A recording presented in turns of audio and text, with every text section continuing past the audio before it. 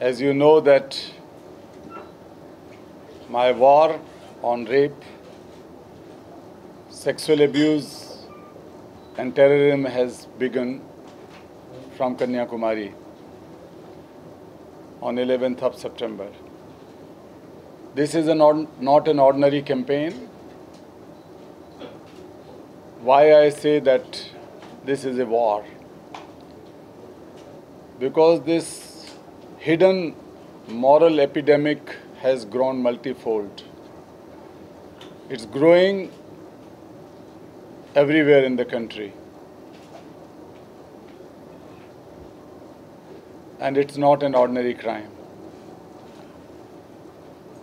When the victims, their parents, and ordinary citizens live in fear, and the predators, abusers, rapists roam around freely and frankly and fearlessly, then a war was needed. Every day, in every newspaper, in every news channel, we see abuse of another child. And that is something which has to be challenged and changed. Our homes are not safe, but our boys and girls do not speak out. They do not tell their parents because of the social taboo, because of shame, because of fear, sometimes because of family honor and dignity. And that breeds more fear, more crime. So Bharat Yatra is a march from fear to fearlessness. It's a march from silence to sound. It's a march from darkness to light, where the darkness of sexual abuse is dispelled and the light of freedom, the light of fearlessness, the light of constitutional rights and legal rights begin. Our homes are not safe because sometimes close friends and family members abuse our children. And that is not only the case of girls but also boys. That is not only the cases of poor people or any particular region or in a particular caste or particular community that goes across. It can happen with anyone, anytime. All parents are in fear. Schools are not safe. Every other day we hear that how a watchman, a bus driver, a teacher, a gardener in the school became monster, predator. I refuse to accept this situation to continue.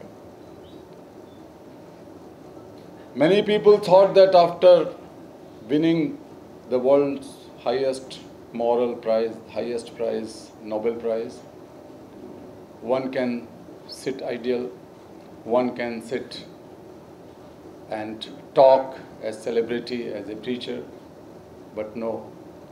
This march is a call from innocence. This is call from silence.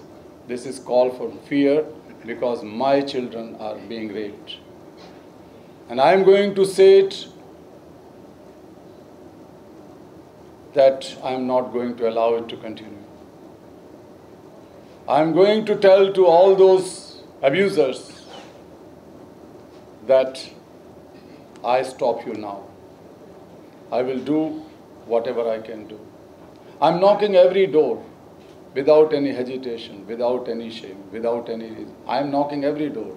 Very ordinary people to non-people to faith leaders to politicians, bureaucrats, corporate leaders, artists, everywhere I am going.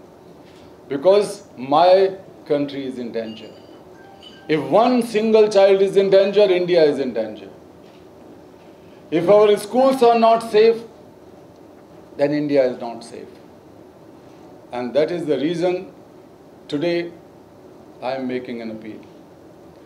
I am making an appeal to the entire political community. I am making an appeal to every single parliament member of all parties. I am making this earnest appeal to all MLAs in all states and all elected representatives. For what? They should listen, they should feel the pulse of parents, and the parents are frightened with the schools. Our children are getting more and more frightened with the schools, and this worry is growing. This concern has changed into a frightening environment after this incident of killing of 7-year-old boy in Gurgaon. So my appeal to all these politicians and representatives of people, please visit your school where you studied and you were children, a child. Go to school in your constituency unannounced, as ordinary citizen, as ordinary parent. Feel like a parent and go to school and see whether those schools are safe or not for your children, because they are all your children. Don't go as celebrated VIPs or guests of honors. Once please visit school as ordinary parent. And that is my call to all political community today in Chennai. Because this is a place I know in the history.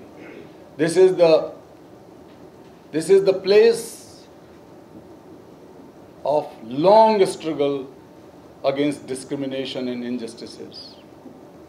This is the place which had given us and taught us the value, the virtue of compassion.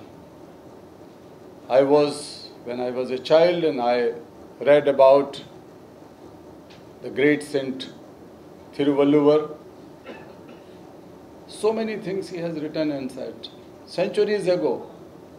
But one thing closest and deepest in my heart is that when he says that compassion is the most powerful virtue which can change the society. So I am calling everyone to connect through compassion, because compassion is not just a connect of feeling for the suffering, but it's a feeling for suffering of anyone, known or unknown, and a quest, a thirst, a drive to change that suffering. And that is compassion which centuries ago the great saint of this land has taught us. This is the land of Periyar, who had fought against discrimination, and that's why I am making this appeal to the entire nation. Please consider that these children are your children. It can happen with your children. Whatever big politicians you are, go to schools. As you know that this is the second leg of Bharat Yatra. The first leg began from Kanyakumari, and that is on the way to Madurai, and it will go to Bangalore, and this leg which started off today will joining with the main yatra in Bangalore. I will be en route to Bangalore, and then the two yatras which are merged with the main yatra will go up to Hyderabad, and then we will go to central India via Nagpur and Mumbai. Another yatra will begin from Kashmir, and in Kashmir, apart from our fight against sexual abuse and trafficking, we are going to focus more on the issue of use of children for violence. The violent extremists are using children as shields, as you know, as stone pelters, as you know, as weapons, as we all know. That is not acceptable. Please spare your children, my children. Don't use them as weapons and shields. Don't use them for violence. Let them grow. We will also be passing through other areas. Some local issues would be raised. But the common and the overarching slogan of the Bharat Yatra is Surakshit Bachpan, Surakshit Bharat. So, safe childhood, safe India. India is not safe if our childhood is not safe. We cannot think, we cannot imagine a world without children. If we cannot imagine a world without children, how can we imagine a world without childhood? So, we are marching. I would also be asking the government to ensure the fastest disposal of cases pending under POCSO. As you know that POCSO is a very strong law, very good law. But the state of enforcement is very pathetic. 15,000 cases were registered last year. Only 4% convictions, 6% acquittal, 90% pendency. And this is not just this year, but last year the pendency was, year before last the pendency was 96%. So if not a single crime of sexual abuse occur from now onwards, in some states it will take 40 years to dispose of those cases. What a mockery on these children. Whether these children will be attending these hearings and attending courts along with their children or grandchildren at the age of 54, 55, 56 after 40 years. That I do not accept. I am not here just to speak for myself. I am not here to promote myself. I am not here for any kind of reason, for any advertisement. I am here to call you to be the partner, to be the marcher. Your words matter. If you write something, it will bring light in the lives of children as journalists. I tell you that I was an engineer, but after giving up my job, I decided to start a magazine in English and Hindi, basically in Hindi in India, in New Delhi. And my purpose was to become the voice of all those voiceless children through writing in my magazine called Struggle Shall Continue. So I know the power of words.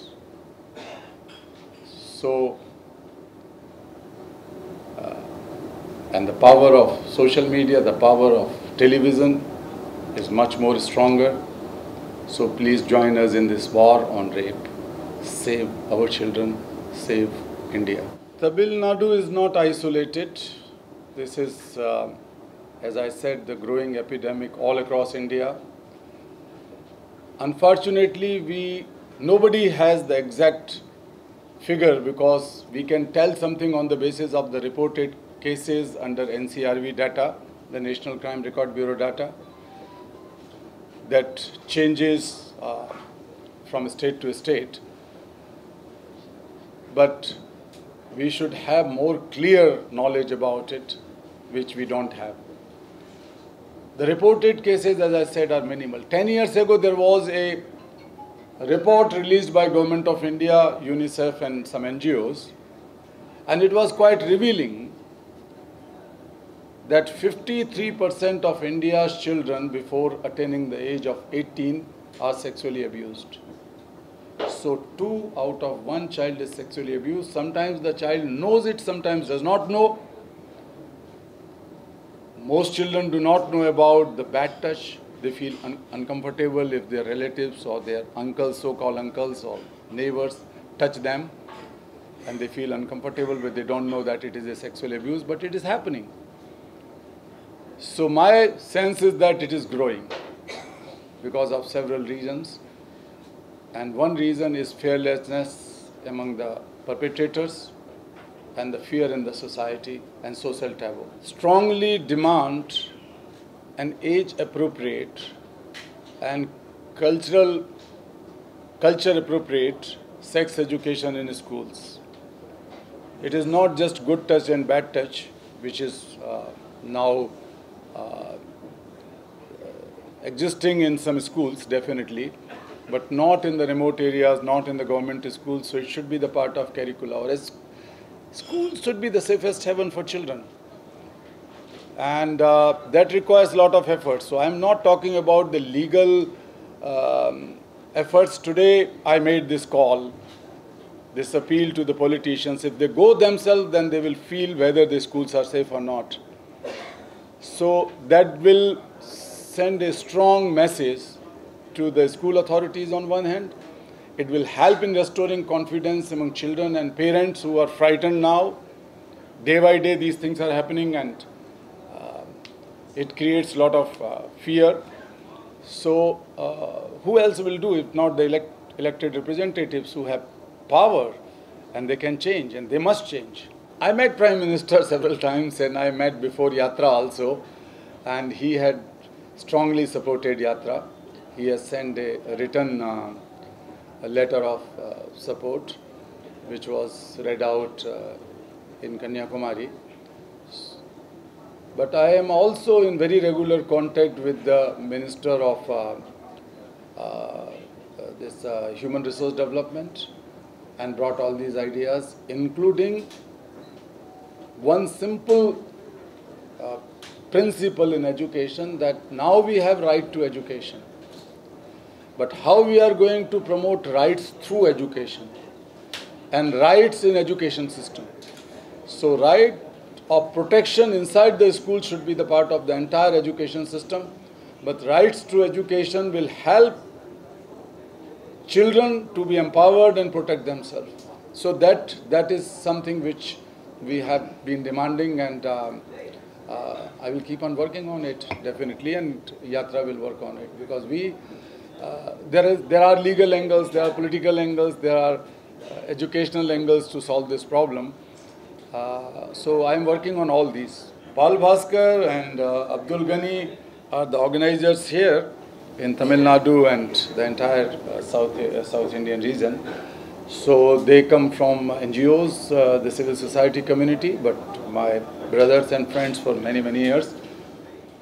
So this time, actually, let me tell you one thing, that this is the first time in the human history, in the history of any nation anywhere in the world, that such a huge social movement has been launched against this evil and crime of sexual abuse.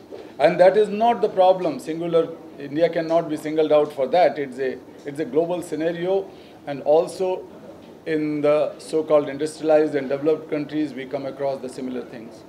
But we are, since I had organized several marches in the past, and they were successful.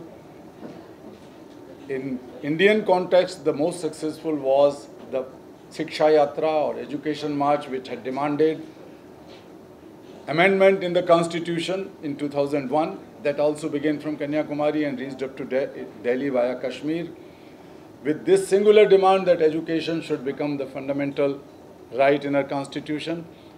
People were making mockery of me that time. I was not a known person, even in my neighborhood in Delhi. Sometimes when I was attacked and hospitalized, and sometimes media and newspaper friends reported it. But that time, people were laughing that how can you think of changing India's constitution? But it was the power of civil society. NGOs, ordinary people, youth, children, when they demanded that they want education as right, and we succeeded within 5 months. Within 5 months, the constitutional amendment was made. And then there was another big march, global march, against child labor that went across 103 countries in 1998. And the core demand was an international law. You will be surprised to know, or many of you might be knowing, that there was no international law against child slavery and child trafficking, child prostitution until 1999. So in 1998, we organized the Global March Against Child Labor from 3 corners of the world. Paul was the national coordinator at that time in India, and that was my crazy idea, and people were again laughing at me, but I again believed in the power of common people and the youth. And today, and we succeeded. When we reached in Geneva, all the international community were in shame when the children themselves spoke that we don't want tools and weapons in our tiny hands, we want books and we want toys. Many of the politicians, the world leaders, were in tears because that was very strong moral challenge came from the victims themselves. And within a year, an international law has been constituted. Law has been enacted that is called the Convention on Worst Forms of Child Labor. So that was concrete result. Here I am also demanding a new law, strong law against trafficking, because 8 children go missing every hour in India, and they are essentially trafficked. When you close your eyes and open in this small time, 1 child is trafficked. So that is a serious problem. We have to change it. So now this yatra, the Bharat Yatra, is not the first time, but this is a time-tested strategy. And the good news is that right from the President of India, the Vice President, the Prime Minister, several ministers, most of the chief ministers of different states, chief justices of the high courts, and several senior judges from the Supreme Court have supported and joining Yatra in some places they promised and started. But another uniqueness of this Yatra is that the first time for any cause of children, the religious leaders, the faith leaders are joining hands together. We organized the 3 roundtables inviting all major faith leaders or their representatives in Delhi, then in Hyderabad, and then one in Ajmer Sharif, and that has resulted in a strong support from them. So in last 3 days, right from Kanyakumari, faith leaders from all faiths came together and sat on the dais, and we are involving them everywhere. And I dream an India where any desperate child of any religion or any community can enter, if in desperation, if in danger, can enter to any religious place which is the nearest to him or her. When a Muslim child can easily enter into a temple, trusting the pujari, trusting the priest, and the priest says that, oh my child, come here. This is the safest place because this is the place of God. And so should happen with the Hindu child to enter into a church or a mosque. So I am challenging them, I am asking them to make India such India.